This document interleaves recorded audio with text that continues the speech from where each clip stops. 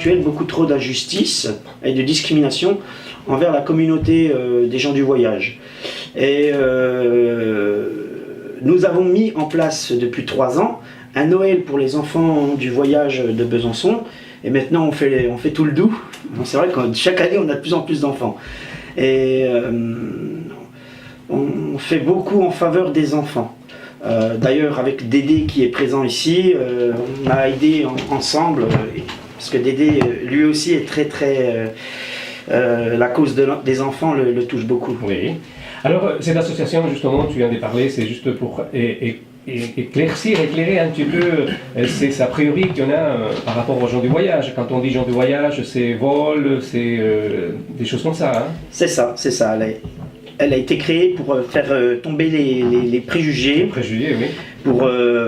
Et aussi pour créer du lien entre la communauté et l'institution et aussi faire connaître cette communauté qui est finalement pas très bien connue, malgré que ce qu'on voit à la télé, on voit tout le temps à la télé, on sait montrer les gens du voyage quand il s'agit de faits divers, de choses comme ça, mais quand tout se passe bien, on ne montre pas. Et pratiquement tout le temps, ça se passe bien. On ne montre que le mauvais côté. Alors, je peux témoigner, puisque je suis allé vous rendre visite pour faire une vidéo avec vous, et je suis sorti vivant, j'ai pas eu de problème, et l'accueil également, c'est très chaleureux chez vous. Hein. Oui, c'est vrai, Hector. C'est vrai que c'est ça que j'aimerais faire découvrir de cette communauté, c'est que il y a une méfiance quand même de la part de tout le monde par rapport aux gens du voyage, mais il faut savoir que cette méfiance, elle est dans les deux sens. Je sais que les gens du voyage ont aussi un peu peur des gens de l'extérieur, voilà. Et quand il y a quelqu'un par contre qui vient vers eux, c'est vraiment, comment te dire, ils sont, très ouverts, voilà, ils sont très heureux aussi de montrer qu'ils ne sont pas ce qu'on montre tout le temps à la télé. Voilà, comme quand tu es venu...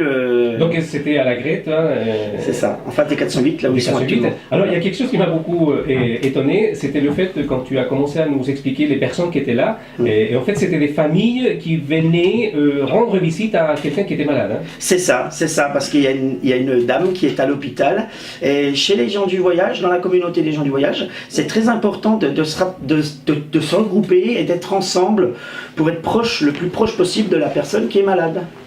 Et comme ça, ils viennent des quatre coins de la France. Je pourrais presque te dire, c'est ancestral. Ça a toujours été comme ça. Dès qu'il y a quelqu'un qui est malade, la famille se réunit. Ça montre la solidarité qu'il y a chez les gens du voyage. Voilà, c'est ça. Voilà. Notre ami Dédé, des Manos Libres. Alors, toi, tu t'es mis à la musique, tu t'es mis à quel moment il y a quoi, nous on a toujours joué dans la famille un petit peu, mais on tricotait quoi. Hein. Oui. On tricote encore, tu me diras, mais à notre niveau. Oui. Mais après, pour revenir un peu plus sérieux avec mon fils, hein, c'était un défi qu'on s'est donné comme ça. Ça va faire 3 ans maintenant, hein, je crois. 3 ans seulement.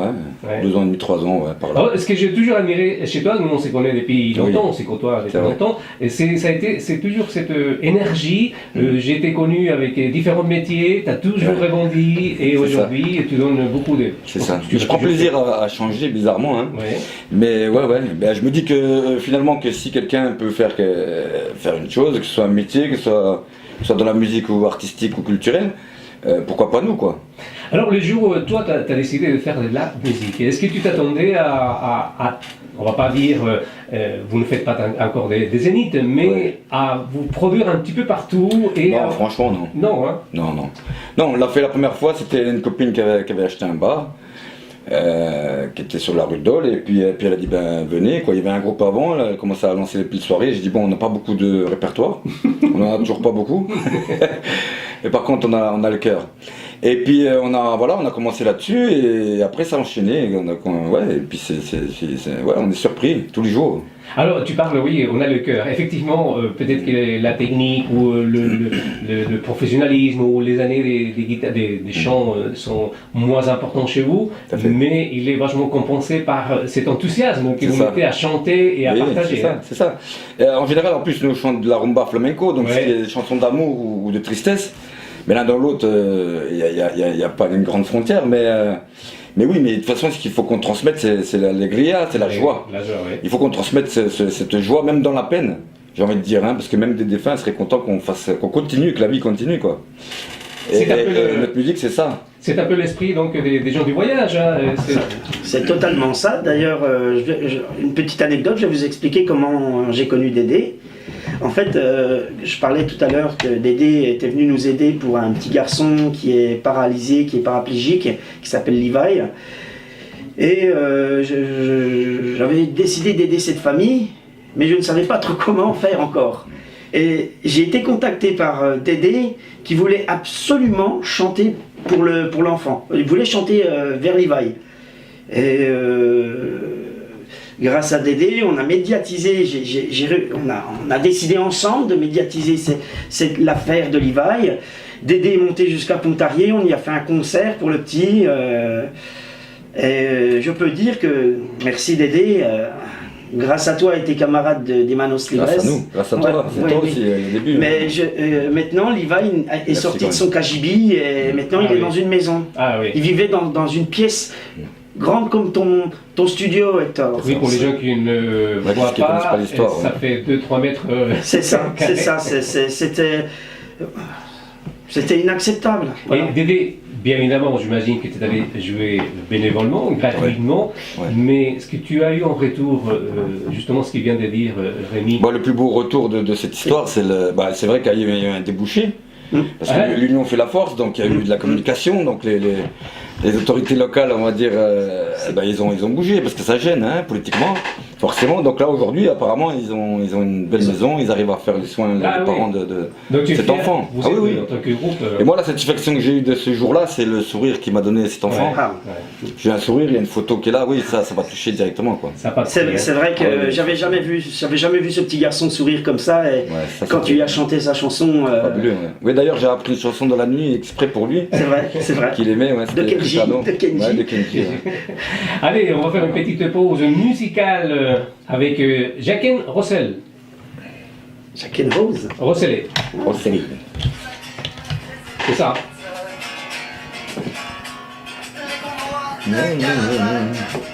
J'aime bien ce morceau-là. Ah, j'adore.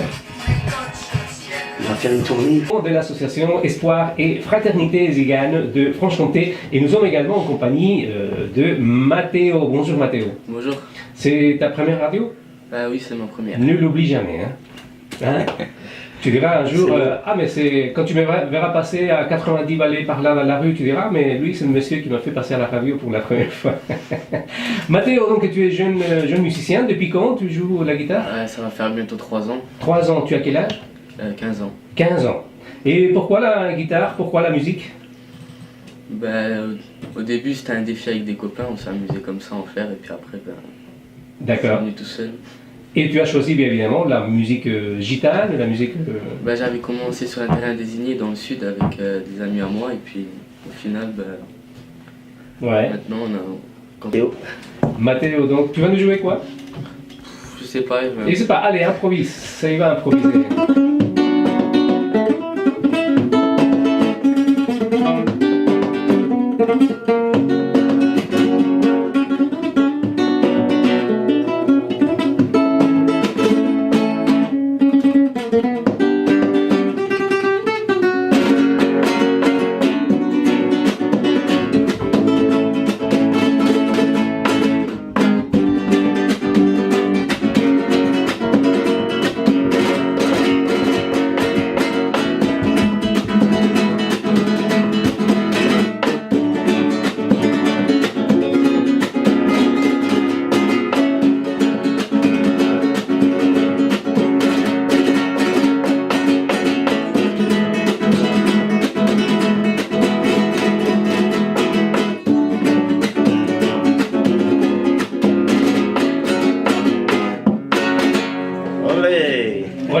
Mathéo donc avec nous en direct depuis le studio de Radio Shalom à Besançon.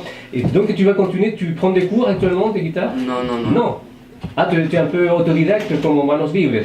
J'ai toujours appris tout seul. D'accord, mais tu penses prendre des cours ou... Non. Est-ce que tu vas faire de ça ton métier?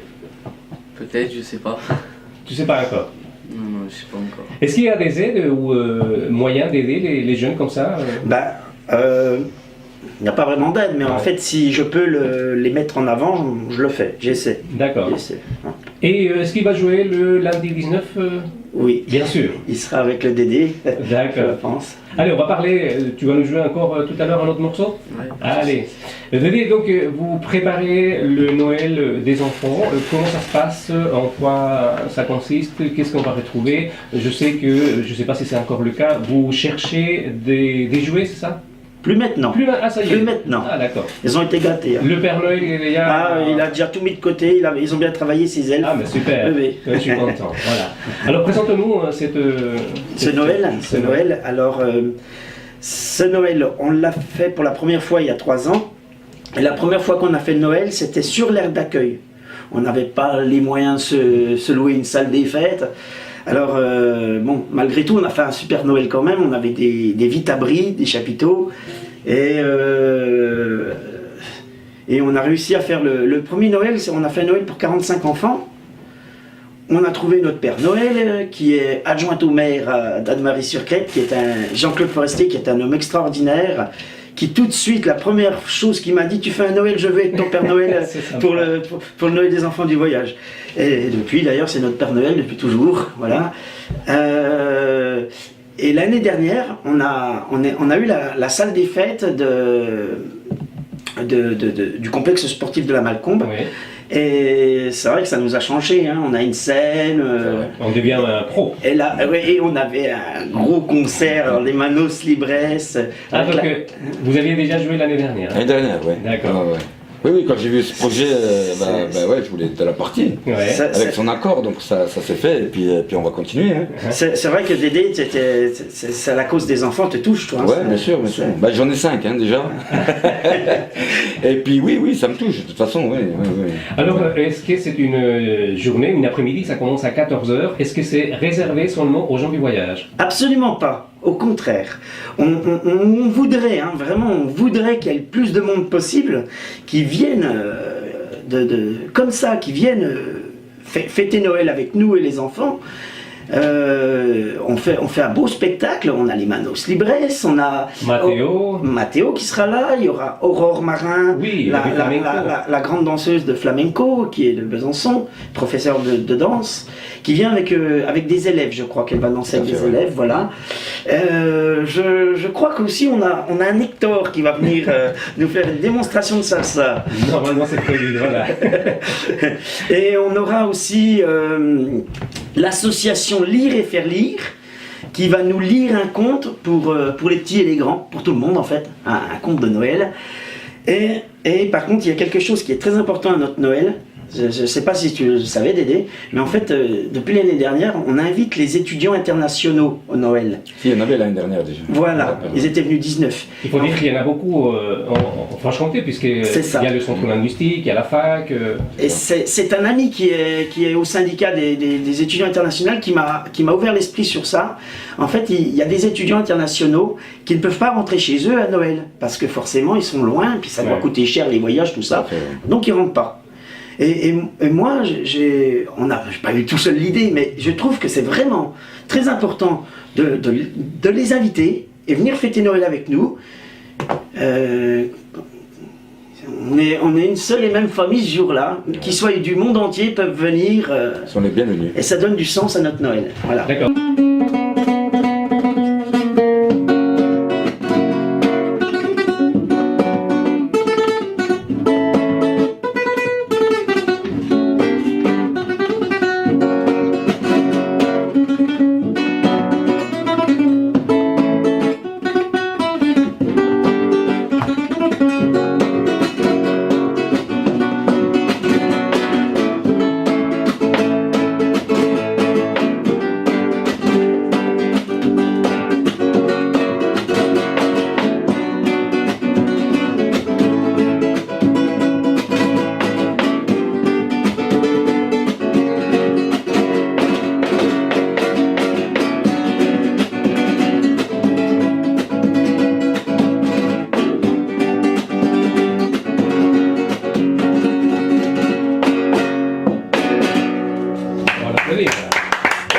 Bravo Matteo. Dédé, c'est un futur membre de Manos Libres, non? Faut voir. Nous, tout le monde est bienvenu. Hein. Après, il faut se mettre dans le moule, hein, comme on dit. Hein. Mais la porte est ouverte. Hein. Très bien. Allez, on se donne donc rendez-vous le lundi 19 à 14h du côté de la Malcombe avec cette fête de Noël organisée par les gens du voyage. Merci beaucoup mes amis, ça a été un vrai Merci à toi pour ton accueil. Merci à vous. Au revoir et à bientôt. Bientôt.